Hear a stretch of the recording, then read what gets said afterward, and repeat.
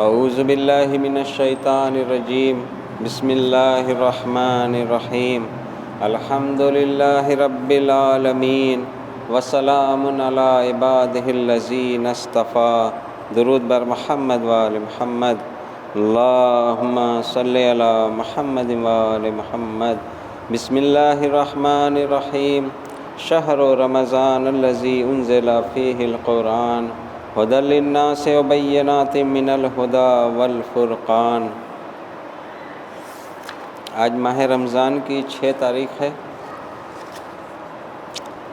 اور جو درس چل رہا ہے ہم لوگ کا اس کا 6واں روز ہے۔ درس کا جو ٹاپک ہے وہ ہے قرآن ہدایت کی کتاب۔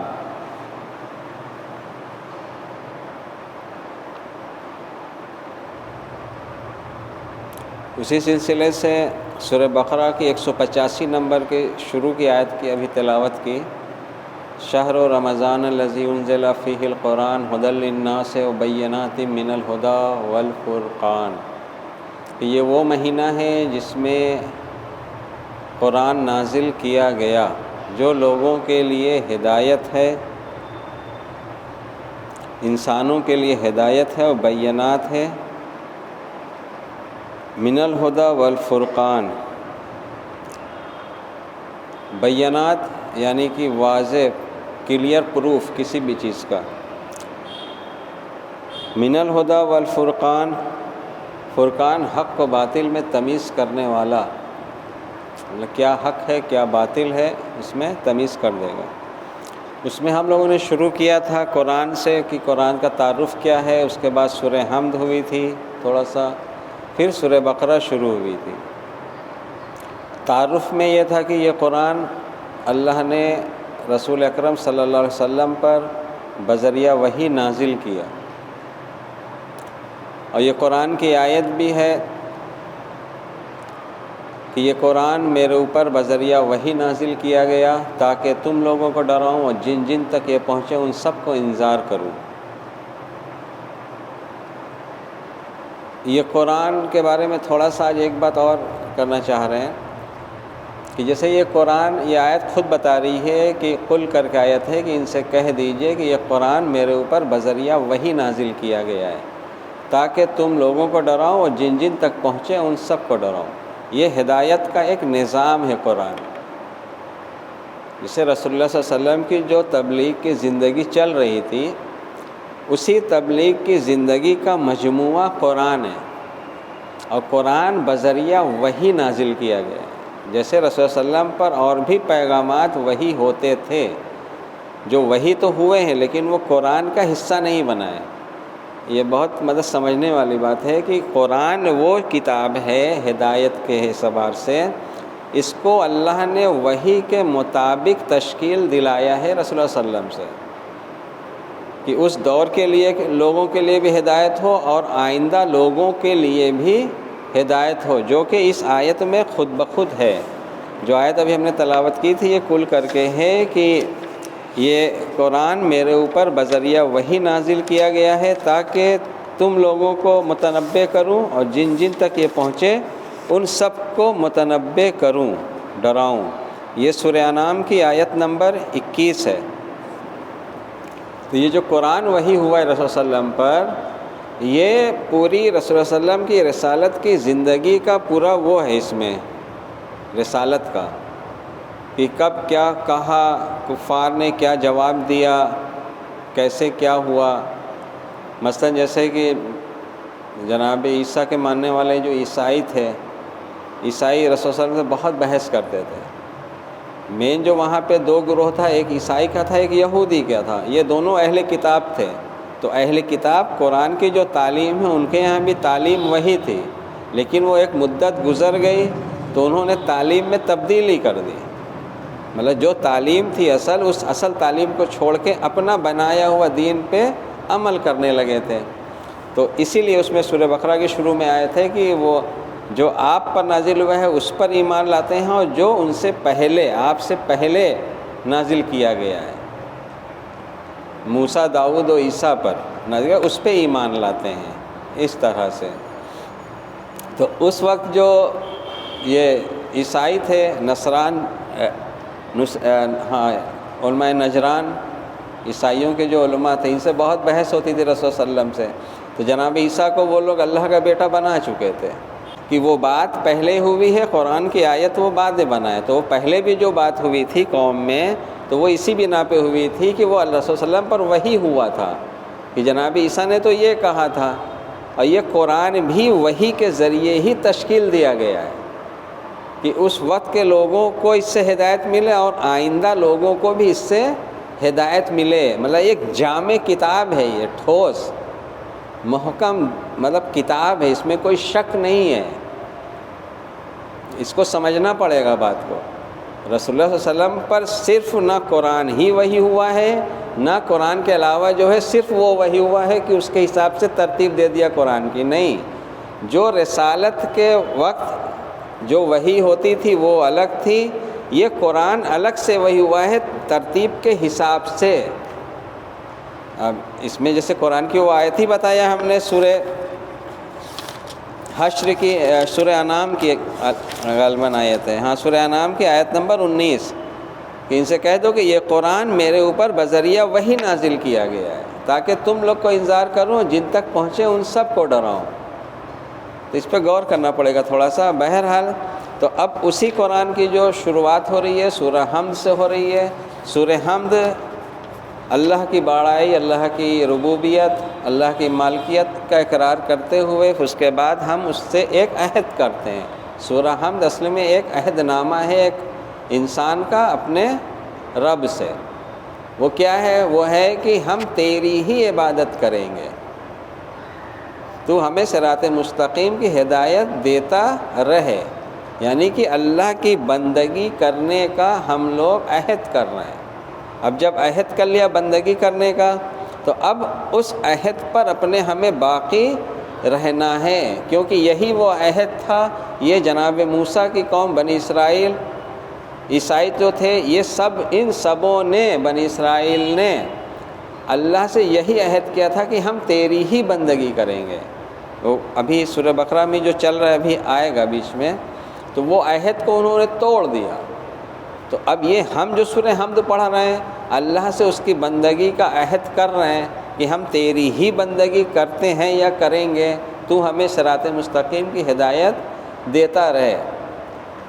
سورہ حمد کو ثواب کی طرح سے پڑھ لینا ایک الگ چیز ہے، لیکن یہ ام الکتاب اگر کہا جا رہا ہے تو یہ جڑ ہے، بنیاد ہے، ہدایت کی بھی بنیاد ہوئی۔ اگر کتاب کی بنیاد ہے تو ہدایت کی بھی بنیاد ہوئی سورہ حمد، کہ جب ہم اللہ سے یہ عہد کر رہے ہیں کہ ہم تیری ہی بندگی کریں گے، تو اگر ہم اس کی بندگی کرنے کا اقرار کر رہے ہیں اور پھر ہم بندگی جا کے دوسرے غیر اللہ کی کر رہے ہیں، مثلا شیطان کی بندگی کر رہے ہیں کہ اس کا کہنا مان رہے ہیں، تو یہ عہد شکنی ہو گئی۔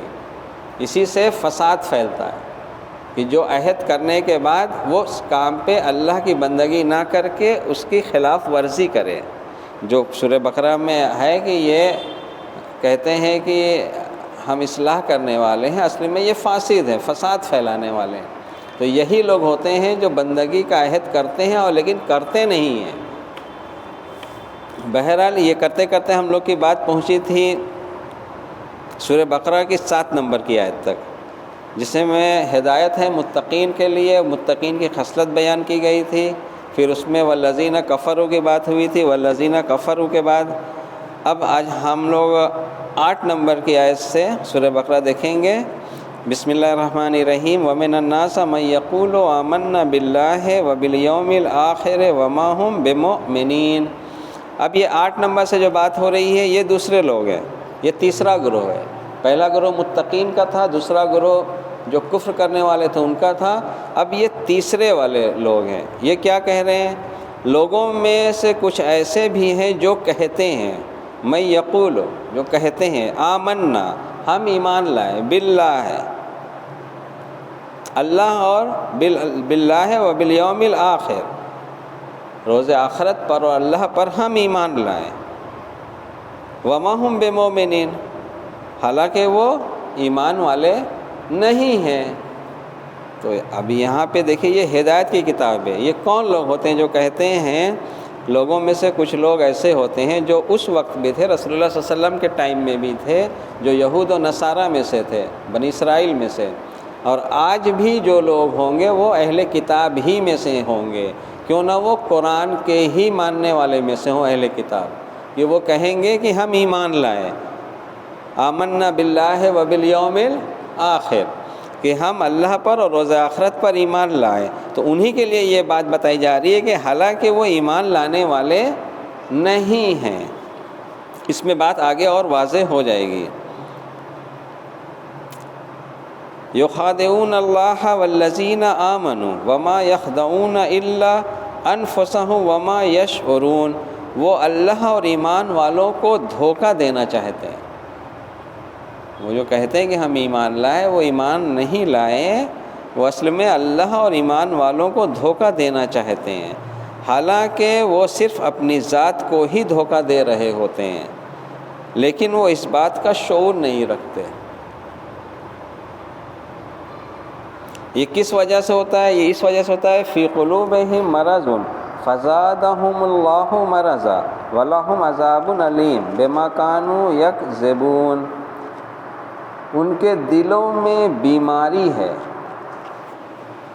بس اللہ نے ان کی بیماری اور بڑھا دی، اور ان کے لیے دردناک عذاب اس وجہ سے ہے کہ وہ جھوٹ بولا کرتے تھے. کانوا یکذبون، وہ تکذیب سے جھٹلانا، یعنی کہ جو بات کہی جا رہی ہے اس کو جھٹلاتے ہیں.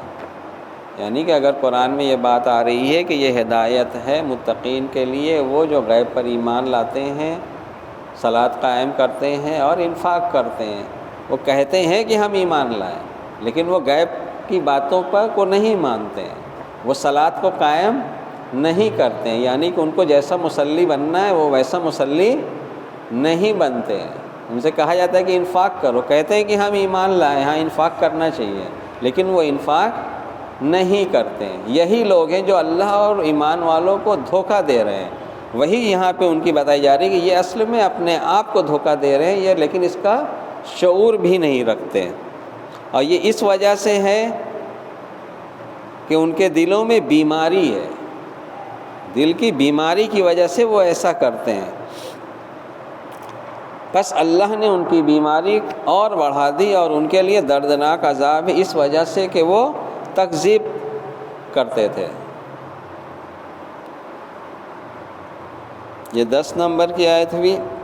پھر 11 کی، اور جب ان سے کہا جاتا ہے کہ زمین میں فساد برپا نہ کرو، یعنی کہ صلاۃ جب قائم نہیں کرے گا انسان، جب مصلی نہیں بنے گا، جب اللہ کے حکم کو نہ بجا لائے نہ دوسروں سے کہے بجا لانے کے لیے، تو وہ فساد پیدائے گا، اس کو فساد ہی کہا جائے گا. جو یہ کہا جاؤ، جب ان سے کہا جاتا ہے کہ زمین میں فساد برپا نہ کرو، تو کہتے ہیں ہم تو بس اصلاح کرنے والے ہیں. ان کا کہنا ہے کہ ہم اصلاح کرنے والے ہیں. جیسے یہ اتنا مطلب ٹھوس پہ کام کرتا ہے. جیسے فرعون تھا، فرعون سے جب جناب موسیٰ نے کہا تھا، اس سے جب اللہ نے بھیجا تھا، تو وہ بھی یہی کہتا تھا کہ میں تو وہی بات بتا رہا ہوں تم لوگوں کو جو صحیح راستے کی جو رہنمائی ہے میں وہ کر رہا ہوں. حالانکہ وہ اللہ کی مطلب تگا کرتا تھا، مطلب جو اللہ کا حکم تھا اس کی نافرمانی کرتا تھا، کھلا نافرمانی کرتا تھا. اسی طرح یہ لوگ ہیں فسادی لوگ جو کہتے ہیں کہ ہم مصلح ہیں، مصلحون ہیں. پھر 12 نمبر کی ہے، یاد رہے فسادی تو یہی لوگ ہیں لیکن وہ اس کا شعور نہیں رکھتے. اور جب ان سے کہا جاتا ہے کہ دیگر لوگوں کی طرح تم بھی ایمان لے آؤ، تو وہ کہتے ہیں کیا ہم بے وقوفوں کی طرح ایمان لے آئیں؟ یاد رہے بے وقوف تو خود یہی ہے، یہی لوگ ہیں، لیکن یہ اس کا علم نہیں رکھتے. یعنی کہ جو قرآن کی تعلیم ہے، جو اس کی ہدایت ہے، اس پہ جب ایمان کی بات کہی جاتی ہے تو وہ کہتے ہیں کہ یہ بے وقوف لوگ کرتے ہیں. مثلا قرآن اچھا نہیں لگتا ہے سننے میں، قرآن کی تعلیم یہ حقیقت ہے، کڑوا سچ ہے. انسان آج کے ٹائم میں مطلب اس کو ہم غلط نہیں کر رہے ہیں، وہ بھی صحیح ہے، لیکن اگر دونوں چیز صحیح ہو تب صحیح ہے۔ مٹھاس بھی صحیح ہوتی ہے، کڑواہٹ بھی صحیح ہوتی ہے، اور نمکین پن بھی صحیح ہوتا ہے۔ اگر کھانے میں نمکین پن زیادہ کر دیا جائے تو پورا کھانا خراب ہو جائے گا، کسی میٹھی چیز میں اگر پوری شکر ہی زیادہ کر دیا جائے تو وہ خراب ہو جائے گا۔ زعفران بہت اچھی چیز ہے، لیکن اگر زعفران کو پیاز کی جگہ ڈال دیں گے تو کھانا بہت اچھا نہیں ہو جائے گا۔ اسی طرح جب دین کی بات آتی ہے تو ہمیں نعت بہت اچھی لگتی ہے، ہمیں منقبت بہت اچھی لگتی ہے، منقبت ہوتی ہے تو ہمارا رواں رواں کھل جاتا ہے، لیکن جب قرآن کی آیت پڑھی جاتی ہے تو رواں رواں بجھ جاتا ہے۔ یہ کڑوا سچ ہے جو بیان کر رہا ہے۔ قرآن کی آیت جب بیان ہوتی ہے تو رواں رواں بجھ جاتا ہے، چہرے مرجھا جاتے ہیں، یعنی کہ اس سے وہ مطلب یقین کی حد تک نہیں ہے انسان۔ اس کی وجہ کیا ہے؟ اس کی وجہ بھی ہم آپ کو خلاصہ کر دیں۔ دیکھیے قرآن جو ہے، قرآن اس دور میں نازل کیا گیا ہے جس دور میں لوگ 100 150 200 بند کا شعر مطلب غزل پوری یاد رکھتے تھے۔ یہ اس دور میں نازل ہوا ہے قرآن، تو شاعرانہ انداز تو اس وقت بھی تھا، لیکن اس شاعرانہ ماحول میں یہ قرآن اللہ نے نازل کر دیا ایک نشانی بنا کے، ایک معجزہ کے طور پہ، کہ یہ شعر نہیں ہے، یہ کسی شاعر کا شعر نہیں ہے، آیت ہے قرآن کی۔ سورہ حاقہ میں اور بھی جگہ آیتیں ملیں گی، یہ کسی شاعر کا شعر نہیں ہے۔ شاعر کے شعر سے مراد کیا ہوتا ہے؟ جو قرآن میں سورہ شعراء بھی ہے، اس کو بھی پڑھنا چاہیے شاعر لوگ کو۔ ہوتا کیا ہے کہ انسان تخیلات میں اتنا آگے نکل جاتا ہے، تخیلات میں، کہ جو اللہ کی حمد ہمیں بہت زیادہ علم نہیں ہے اس کا، لیکن جو ایک سوجھ بوجھ ہوتی ہے جو اللہ عطا کرتا ہے، اللہ ہی نے دماغ دیا ہے، ذہن دیا ہے۔ علامہ اقبال کی ایک حمد ہم نے سنی تھی کہ ہم نے تجھے جانا ہے فقط تیری عطا سے، ٹھیک ہے؟ یہ علامہ اقبال کی حمد ہے، شروعات ہے کہ ہم نے تجھے جانا ہے فقط تیری عطا سے۔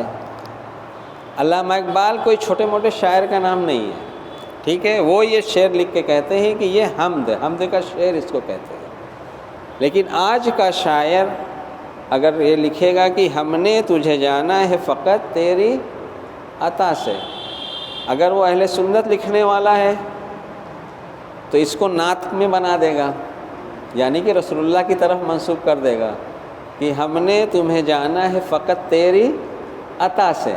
اب دیکھیے بات کہاں سے چلی۔ علامہ اقبال جب کہہ رہے ہیں تو یہ شعر حمد کا ہے کہ ہم نے تجھے جانا ہے فقط تیری عطا سے، یعنی کہ علامہ اقبال کہہ رہے ہیں کہ پروردگار ہم نے تجھے جانا ہے فقط صرف اور صرف تیری عطا سے۔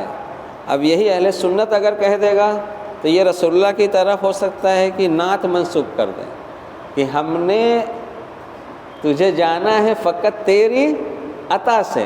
یہی شعر اگر اہل تشیع منسوب کر دے منقبت سے، مولا علی یا اہل بیت کی طرف، تو وہ کر دے گا کہ یہی منقبت کا شعر ہے، ہم نے تجھے جانا ہے فقط تیری عطا سے۔ اب دیکھیے فہم کا کتنا فرق پڑ گیا، فرق پڑا کہ نہیں پڑا؟ نہیں پڑا، پڑا۔ ایک جو پائے کا شاعر ہے وہ کہہ رہا ہے اللہ کی معرفت میں کہ ہم نے تجھے جانا ہے فقط تیری عطا سے، اور رائج معاشرہ جو کہہ رہا ہے وہ اپنے طبقے کے اعتبار سے، تو اہل سنت ہے تو وہ یہی چیز رسول اللہ کی طرف منسوب کر کے اس کو نعت بنا دے گا کہ ہم نے آپ کو حضور پہچانا ہے فقط آپ کی عطا سے۔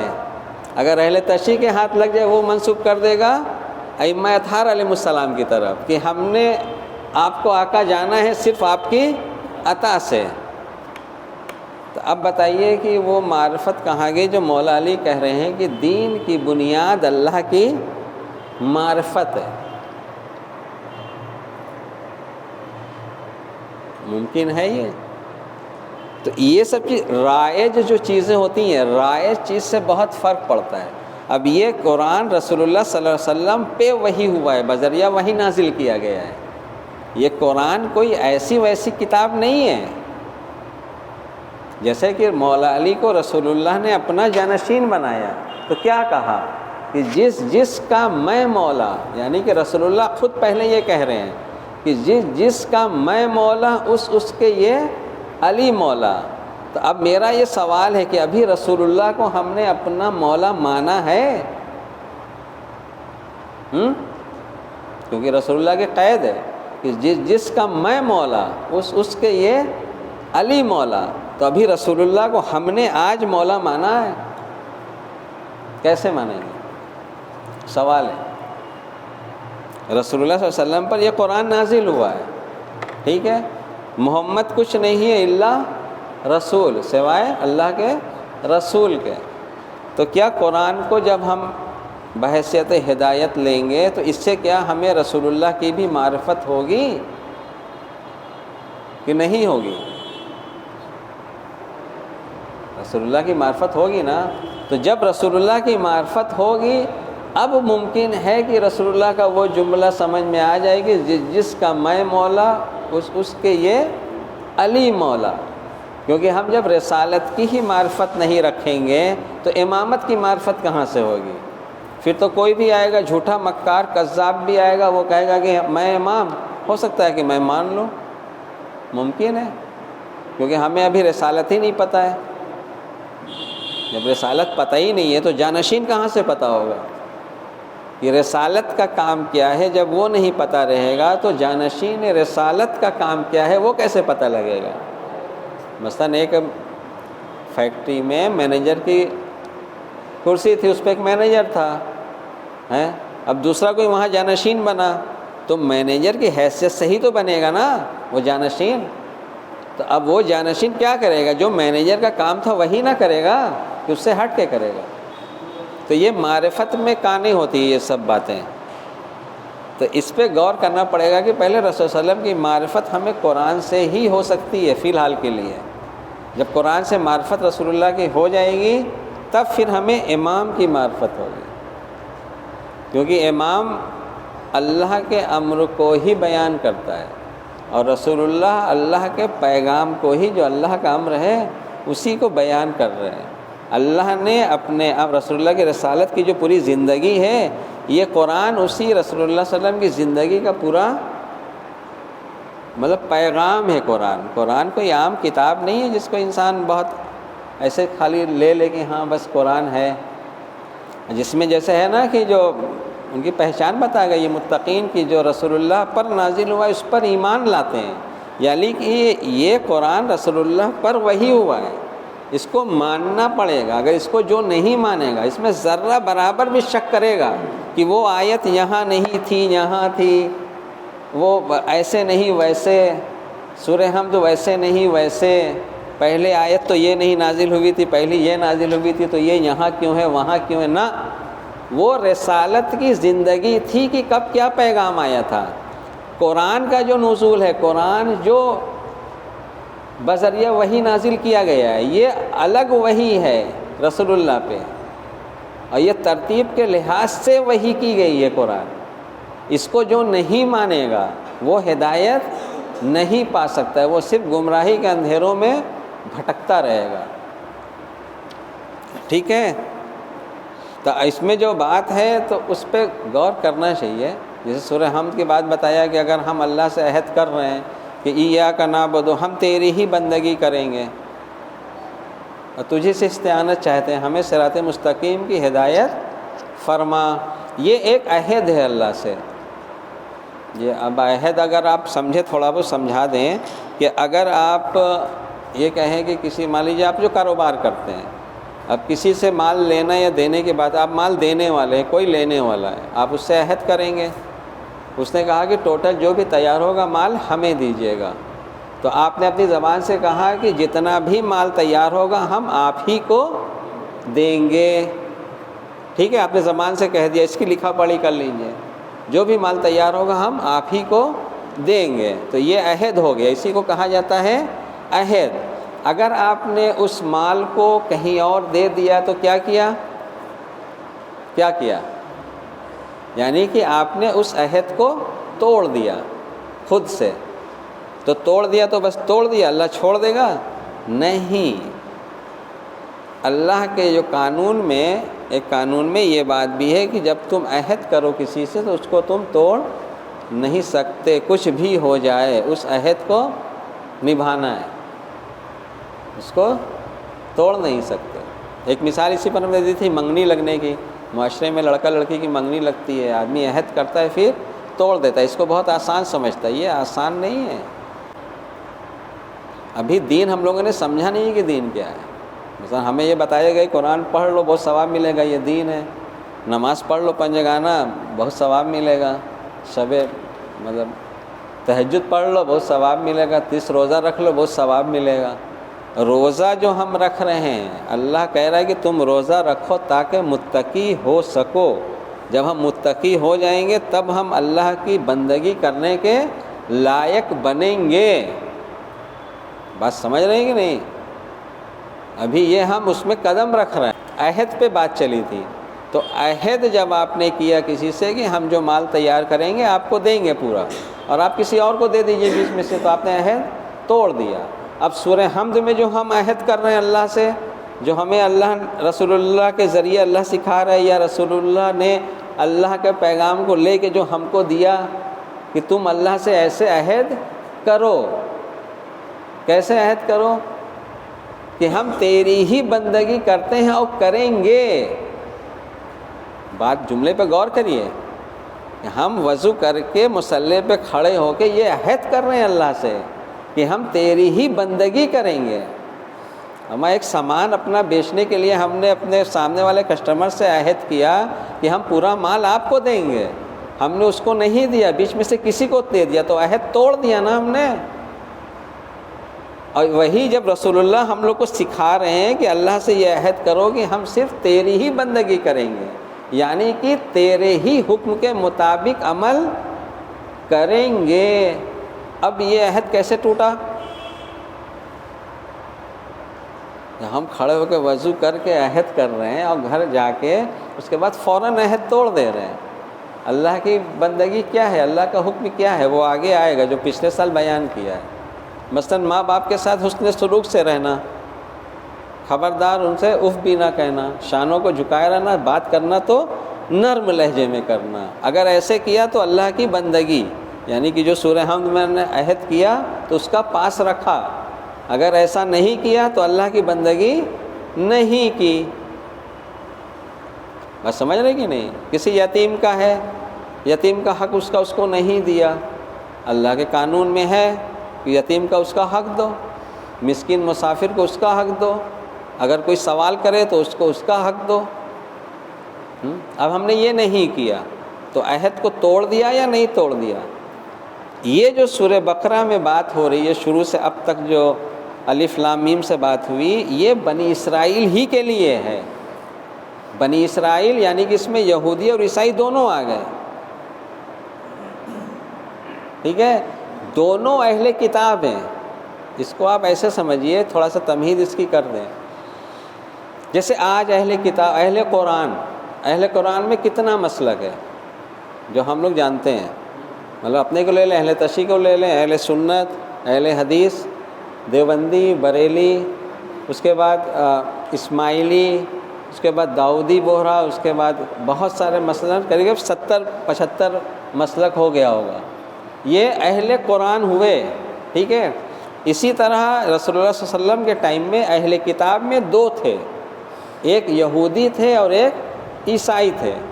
یہودی جو تھے جناب موسیٰ سے لے کے جناب داؤد، جناب سلیمان تک مانتے ہیں. ان کا نبوت کا شجرہ دوسرا بھی ہے. ان کے یہاں بہت سے ایسے بھی نبی ہیں جو ہمارے یہاں نبی نہیں ہیں. ابھی ہم اس کو نہیں بتائیں گے. آخری خیر ان کا جناب داؤد علیہ السلام تک ہے. جو یہودی ہیں یہ جناب داؤد علیہ السلام کو مانتے ہیں آخری. داؤد کے صاحبزادے جناب سلیمان علیہ السلام تک. عیسائی جناب عیسیٰ کو مانتے ہیں. وہ جناب داؤد کو بھی مانتے ہیں، جناب سلیمان کو بھی مانتے ہیں عیسائی، اور جناب عیسیٰ کو بھی مانتے ہیں. لیکن یہودی جناب عیسیٰ کو نہیں مانتے ہیں. وہ معاذ اللہ کہتے ہیں کہ یہ باسٹرڈ ہیں. باسٹرڈ مطلب بغیر باپ کی جو اولاد ہو، ان کو یہ کہتے ہیں. وہ مریم پر داغ لگاتے ہیں. جو سورہ مریم میں ہے نا کہ جب بچے کو قوم میں لے کے گئی تو قوم والے نے پوچھا کہ اے مریم، نہ تو تیرا باپ ایسا تھا نہ تو تیری ماں بد کردار تھی، یہ تو نے کیا کر دیا پاپ؟ تو وہ پاپ ہی سمجھتے ہیں ابھی بھی یہودی جو ہے. تو ان کو اہل کتاب کر کے خطاب کیا گیا ہے. تو اہل کتاب اگر کہا جا رہا ہے تو اہل کتاب یعنی کہ جو پیچھے کتاب تھی موسیٰ، داؤد و عیسیٰ پر علیہ السلام پر جو کتاب نازل ہوئی تھی، اس میں بھی جو اللہ کی بندگی کی تعلیم تھی وہ وہی تھی جو اس قرآن میں ہے. بس سمجھ رہے ہیں؟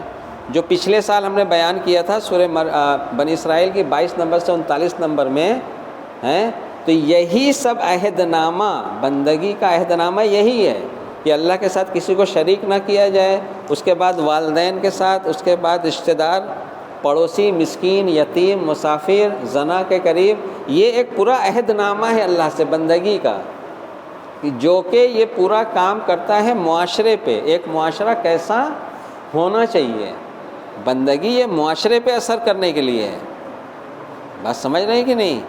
تو قرآن کو جب آپ شروع سے سمجھنے کی کوشش کریں گے تب دین سمجھ میں آئے گا. کیونکہ رائج جو دین ہے، رائج دین قرآن کے دین سے بالکل الگ ہے. مثلا رائج دین کہتا ہے کہ آپ یہ کام کر لیجئے آپ کو بہت ثواب مل جائے گا. قرآنی دین کہہ رہا ہے کہ یہ تو صرف منہ زبان سے کہتے ہیں کہ ہم ایمان لائیں، یہ ایمان والے نہیں ہیں. قرآنی دین یہ کہتا ہے. اور رائج دین کہتا ہے کہ آپ زبان سے کہہ دیجئے آپ کا قبول ہو جائے گا. تو بہت زمین آسمان کا فرق ہے. اگر جس کو ہدایت دے اللہ، اگر دماغ میں سوال بھی پیدا ہو جائے کہ ہاں رائج دین اور حقیقی دین کیا ہے، تب بھی اللہ اس کو ہدایت دے دے گا. لیکن ہدایت کے لیے شرط یہ ہے کہ پہلے انسان سوال کرے. جیسے سورہ بقرہ کی شروع کی آیت ہے الف لام میم ذالک الکتاب لا ریب فیہ ھدی للمتقین. یہ ہدایت تو ہے قرآن، لیکن کس کے لیے؟ جو اپنے آپ کو بچانا چاہتا ہے. کس چیز سے؟ عذاب اخروی سے یا عذاب دنیاوی سے؟ کہ بچانے کا تصور ہے کہ ہم ایسا تو نہیں کہ ہم جہنم کے حوالے کر دیے جائیں. جیسے بہت سے لوگوں کا یہ ہوتا ہے عام طور سے ماننا کہ نہیں جہنم ہمیں کیا کرے گی. تو سورہ بقرہ میں ابھی یہ بھی آئے گا جو ابھی دو مسلک بتایا ہم نے یہودی عیسائی کا. تو رسول صلی اللہ علیہ وسلم کے ٹائم میں یہودی بھی کہتے تھے کہ ہمارے علاوہ جنت میں کوئی نہیں جائے گا، اور عیسائی یہودی سے کہتے تھے کہ نہ میرے علاوہ جنت میں کوئی نہیں جائے گا. تو دونوں اپنا اپنا دعویٰ کرتے تھے. جیسے آج ہم لوگ کے یہاں مسلکی دعویٰ ہے، سنی کہتا ہے کہ ہم جنت میں جائیں گے، اہل حدیث کہتا ہے کہ ہم جنت میں جائیں گے، اہل تشیع کہتے ہیں کہ ہم جنت میں جائیں گے.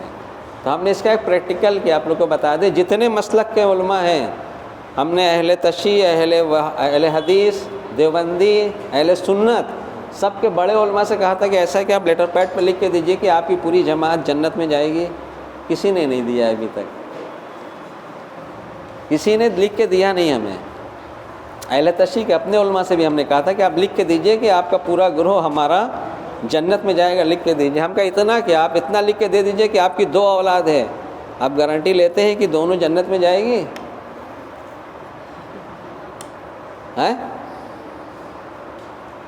تو ممبر پہ خیالی میں بیان کر دینا ایک الگ بات ہوتی ہے، لیکن جب حقیقت بات کیا جائے گا کسی سے تب وہ سمجھتا ہے کہ انسان کتنے پانی میں ہے، وہ کیا بات کر رہا ہے. تو بہرحال اللہ ہم سب کو ہدایت کرے. جس کے بھی ذہن میں سوال آئے گا. اچھا ایک بات اور بھی جو ہم بیان کرتے ہیں، اگر کوئی پوچھنا چاہے تو اس کے لیے سوال کر سکتا ہے اگلے دن یا جب بھی اس کو آوے، یہ بتا کے کہ ہاں اس والے درس میں آپ کا یہ بات تھی، یہ سمجھ میں نہیں آئی، ایسے کر کے. ٹھیک ہے، چلے. وآخر دعوانا الحمدللہ رب العالمین. درود بر محمد و آل محمد. اللہ